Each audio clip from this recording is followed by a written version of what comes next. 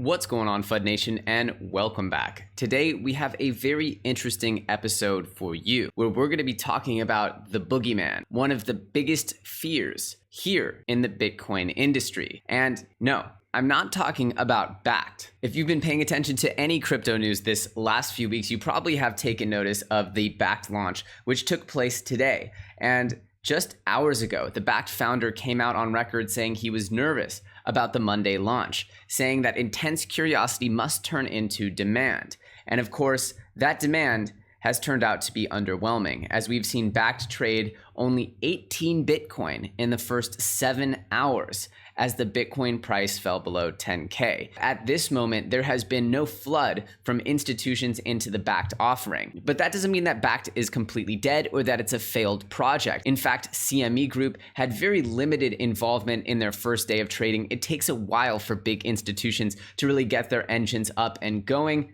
But nonetheless, day one of Bakkt has certainly not driven an explosive run on the Bitcoin charts. But today's episode is not about Bakkt. It's about something I consider far more serious than whatever potential negative this lackluster Bakkt launch has offered to the Bitcoin and cryptocurrency community. Can you guess what I'm about to talk about? That's right, I'm here to talk about Google and a quantum computer that apparently was leaked just a few hours ago by none other than NASA. That's right. Google's new quantum computer reportedly spends mere minutes on the tasks that the world's top supercomputers would need several millennia to perform. The media found out about this after NASA accidentally shared the firm's research. Now, before I dive any deeper into this article, I'm sure you're wondering, some of you at least, what is quantum computing? So we're going to show a clip right now that explains quantum computing in terms that will help you understand how significant and important this is. Bear in mind that this clip was published in 2015. For the past 80 years, all computers have worked basically the same way, a series of electrical circuits switching between off and on, 0 and 1. But that could be about to change. Quantum computing would enable exponential jumps in computing power, turning the entire industry on its head. And according to Microsoft's research lab, it could happen in the next 10 years. Where a conventional computer uses electrical circuits as bits, a quantum computer runs on quantum bits, or qubits. Tiny particles magnetically suspended in extreme cold, just fractions of a degree above absolute zero. The idea is to keep each qubit in a state of superposition, so it's simultaneously a 1 and a 0. That allows for something researchers call a quantum speedup. With the speedup, each qubit increases computing power exponentially. With enough qubits, that power starts to go really fast. It won't help much if you just want to check your email, but it lets researchers tackle complex problems like weather prediction or materials analysis that are still really difficult with conventional computing. So now that you understand just how important quantum computing is, let's talk about how this pertains to Bitcoin and cryptocurrency, because it is extremely relevant to the future of this cryptographically secured industry. The software engineers at Google have built the world's most powerful computer, the Financial Times and Fortune magazine reported on Friday, citing the company's now removed research paper. The paper is said to have been posted on a website hosted by NASA, which partners with Google, but later quietly taken down without explanation. Google and NASA have refused to comment on the matter. A source within the IT giant, however, told Fortune that NASA has accidentally published the paper before its team could verify its findings. In the research, Google reportedly claimed that it takes their new quantum processor just around 200 seconds to make calculations that existing supercomputers would require about 10,000 years to perform. And they also said that the processor requires a mere 30 seconds to complete a task that the Google Cloud server would need 50 trillion hours to do. Quantum computing allows evaluating multiple possibilities at once and performing complex calculations not possible on normal computers. So, if proven true, Google's new processor would be a real breakthrough, propelling the firm way ahead of giants like Microsoft, IBM, and Intel, all of whom compete in building quantum processors. So, while this article doesn't make mention of Bitcoin and cryptocurrency, it's important to note that quantum computing will have a dramatic effect on the cryptography industry, which is built on essentially securing against computers breaking in. What this means is that if you have an extremely fast computer, you can break into cryptography that is made for slower computers or less powerful computers. Essentially, Those private keys that secure your Bitcoin and cryptocurrency could become like paper-thin walls for this quantum computer to break into. But to better explain the impact on Bitcoin and cryptocurrency, I'm going to turn to clips from Andreas Antonopoulos and Jimmy Song, two leading Bitcoin evangelists and educators, to give you some context on how this will impact us. My question is about security, and I've listened to one of your talks about quantum computing, and you had said that we can assume that the NSA has quantum computing currently. So my question is, how can Bitcoin safeguard against quantum computing? Because once that's reached, they'll be able to essentially break into the wallets simultaneously. That's a very good question. So quantum computing isn't a on-off thing. That's a double pun, actually. It's not like you either have quantum computing or you don't have quantum computing. The question is, how powerful is it? How many bits, how many qubits of quantum computing do you have? So the number of qubits you need to break the encryption that you have in wallets, the current set of encryption you have in most blockchains, is far greater than even the wildest speculation on what might exist in intelligence agencies. That doesn't mean it doesn't exist, but I'm not worried about the NSA having quantum computing, because one of the things that is a very basic concept in security is the idea that if you have a very powerful secret weapon, you do not use it. You wait until you have a very good reason to use it. One way of explaining that is what happened in Coventry when the British had broken Enigma. They had the most important secret was keeping secret the fact that they'd broken Enigma, otherwise they would go change the encryption code. So to keep that secret, they had to do parallel construction. If they found out that something was going to get bombed, they had to, I don't know, capture a German soldier who knew about it and then say that he told them so that they would have a different reason. And when they didn't have a different reason, they let the Germans bomb Coventry. Thousands of people died to protect the secret of Enigma.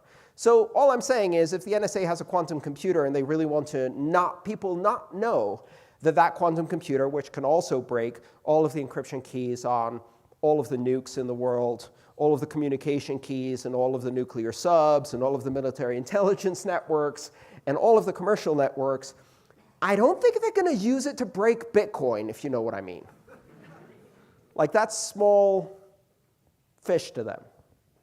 The real problem becomes when you have broad commercial availability of quantum computing, but not broad enough that all of us can use it in our wallets. And there's that interim period that's a bit awkward.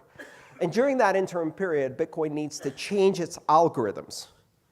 But one of the interesting things that happens is that while you can change the algorithms on all of the active wallets, some wallets have lost keys, or the people who had those keys are dead, and they can't change the signing algorithm, which means that those wallets will get captured by quantum computers. So one of the interesting things that happens is we will know when quantum computing exists when Satoshi's coins move. Thank you.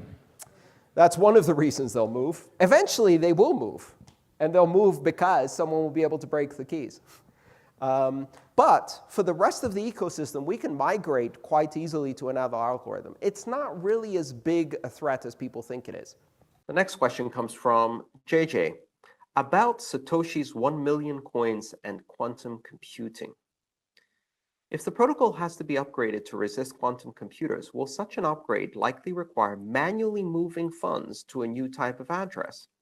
Would this mean that everyone, including Satoshi with 1 million coins, be forced to move their funds? And if they can't move them, then the funds might be claimed by a quantum computer, along with all of the funds from lost keys, by essentially cracking those lost keys with a quantum computer. Does quantum computing mean that at some point all lost coins could be reclaimed because they can't be moved to an upgraded address? JJ, yes, that is the case. First of all, we don't know that Satoshi has 1 million coins. It's difficult to attribute exactly how many were mined directly by Satoshi. That's an estimate, but let's call it 1 million. And there's a lot more Bitcoin that's been lost over the years. I've lost keys and lost small amounts of Bitcoin. And I'm sure many others have too. So what happens with those? Quantum computing would basically mean that the elliptic curve digital signature algorithm would be vulnerable. Now, there are two different categories of algorithms that are used within Bitcoin. One is a hashing algorithm, SHA-256, and the other one is a digital signature algorithm, ECDSA, elliptic curve. Quantum computing will most likely affect the elliptic curve digital signature algorithm first. Whether you can use a quantum algorithm to shortcut SHA-256, I'm not sure about that. I don't know if there is a quantum algorithm for that or how easy it is. So that's a different class of algorithm, and it might require a different approach to cracking. But let's say that ECDSA is affected. Ironically, what that means is that if you lost your keys, but you had previously used that address, then a signature together with a public key will be visible and will be available on the blockchain. Because when you spend from an address, you leave behind a public key and a digital signature. Whereas Satoshi, for example, never spent, never moved any of the initial mined coins. So if, in fact, Satoshi had 1 million coins, and if those are sitting there on the blockchain, because they haven't been spent, we don't have a signature, and we don't have a public key. What we have is an address, and an address is the result of a double hash and is not the result of the ECDSA algorithm. Which means that if a quantum computer can crack ECDSA, but it can't crack SHA-256, then Satoshi's coins are safe.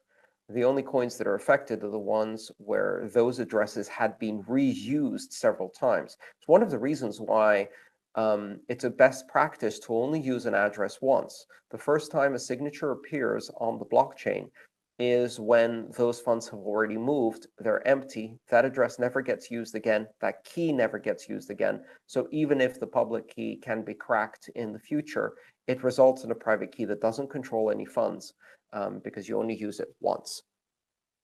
Ironically, that means that people who don't follow that best practice may have their keys affected by quantum computing long before people who do use that practice, and Satoshi, whose 1 million coins never got moved and therefore never had signatures attached to them.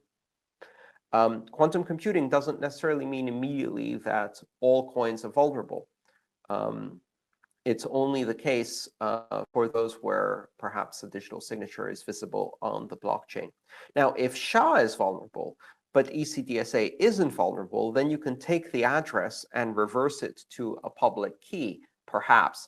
That would require very big vulnerability in SHA. That's not simply finding a collision. That's reversing a hash algorithm, which is a whole different class of problem. And in that case, you would still have to figure out from the public key that you have as a result what the private key is. So you'd have to break both SHA-256 and ECDSA to move funds that have never been from an address that has never been reused or spent. So it's not as simple. But the bottom line is that if quantum computing becomes a problem, yes, we will need to move funds to a new type of address that uses a digital signature algorithm or something like that that is quantum secure. So as you heard from Andreas Antonopoulos, the question of how significant the effect on Bitcoin's algorithm and security quantum computing will have is up for debate. Certainly, it may affect the signing algorithm, which would mean that it could affect the digital signatures.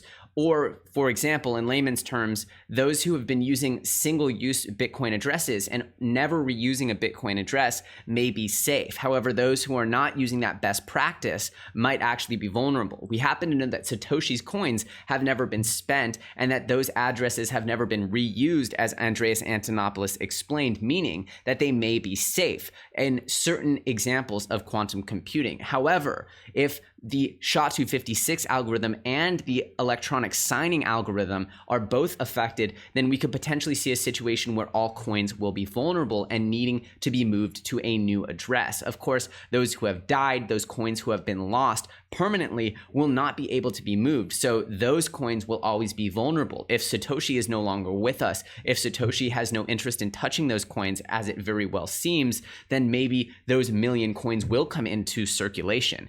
For more on this, let's turn to a clip by Jimmy Song, who explains a little bit more about the SHA-256 algorithm and potential vulnerabilities from quantum computing. Let's start with quantum computing. First of all, there's this sense that quantum computing is like right around the corner, and there's a lot of people hyping it and stuff like that. Much like the word blockchain, quantum computing is actually extremely difficult and overhyped and oversold. There's all sorts of engineering problems in implementing quantum computing that they're nowhere near solving. First of all, you have like all sorts of coherence issues. And this relates to the fact that you're working at sort of an atomic level. You have a lot of these atoms and electrons and stuff. They have half-lives and things like that. You also have to, in order to make quantum computing work, you have to have something called superconductivity. And that only happens when you're like nano degrees above absolute zero, which is obviously extremely difficult to create. And really, like all of these issues, like all of the algorithms that they've developed for quantum computing, including Shor's algorithm, which I'll talk about in a minute, they all sort of assume that the quantum computer works perfectly. And most quantum computers are nowhere near perfect. And it's extremely difficult to get them to work well, just because there are all these uncertainties and engineering problems. So first of all, don't believe the hype about quantum computing. If there's going to be some sort of innovation that breaks one of these hard problem assumptions that Bitcoin relies on, it's probably not going to come from quantum computing. It's going to come from somewhere else. It's for the most part, the best known attack against Bitcoin is something called Shor's algorithm, and Shor's algorithm can either be utilized to factor prime numbers or break discrete log, which is what Bitcoin uses for elliptic curve, digital signature algorithm. And using Shor's algorithm, you can, instead of doing 2 to the 256 calculations, you can do 2 to the 128, which is still a lot. In fact, they chose 2 to the 256 because 2 to the 128 is extremely infeasible. And there's no known quantum computing algorithm for breaking SHA-256 anyway, so I don't know if there's some confusion. Hash preimages are quantum safe. It's discrete log and prime factorization that are vulnerable to Shor's algorithm, which really only gets you the square root, which isn't honestly all that much. And given like the technology and stuff, it's 2 to the 128th calculations on a quantum computer, and quantum computers right now are extremely slow compared to conventional computers. So it's just completely infeasible, even if you got like better quantum computers and stuff like that. Like I said, quantum computers are really hype technology, and most of the people in that industry are more or less selling snake oil, I think, and they don't really know what they're talking about. A lot of people like to sound smart by bringing up quantum computing or whatever, but if you've studied it in any depth at all, and it doesn't even have to be very deep, you discover very quickly that the engineering reality is nowhere near what the real reality is. So there you have it. Andreas Antonopoulos describing essentially a plan to react to quantum computing, and Jimmy Song not really believing that quantum computing is not even really a viable threat to Bitcoin. I don't know how this Google revelation, this Google NASA revelation of a quantum computer within Google's warehouses that could potentially process 10 millennia worth of computing power transactions or computations in just mere seconds would change their opinions. I'd be very curious to find out. If anyone anyone can get them to watch this video and respond, I would love to know what they are thinking and what they would say in response to this new Google supercomputer. But I'm curious even more so what you think. Are you worried about the potential threat of quantum computing to Bitcoin? Do you think that Bitcoiners will respond swiftly and securely to this potential threat from quantum computing? Do you think that Google has any interest in breaking Bitcoin's SHA-256 algorithm, or is this all just a distant, far-off sci-fi fantasy? I'm very curious because this is potentially something that would turn the entire cryptocurrency and really cryptography industry on its head, and I think it's something that's super relevant for us to start talking about right now. I hope you guys enjoyed this episode. If you did, do me a favor and throw a like on this video, leave a comment in the comment section below, and of course, if you're not subscribed to FUD TV, I encourage you to hit that sub button. As usual, I'm Elio Trades, you're watching FUD TV, and I will see you very, very soon on the next episode.